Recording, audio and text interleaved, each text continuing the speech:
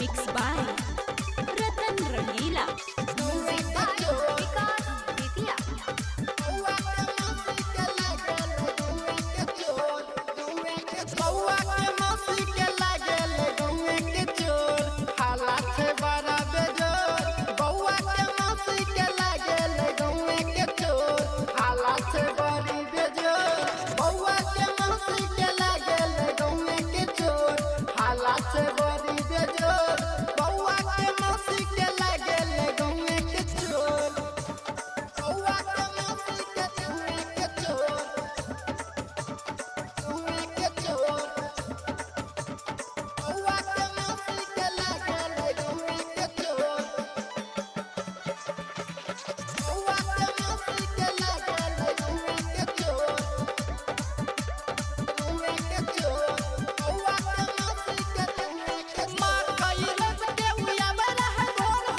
आवे रहे घर हो रास्ते में हो गेल कान, ए हो रास्ते में हो गेल कान।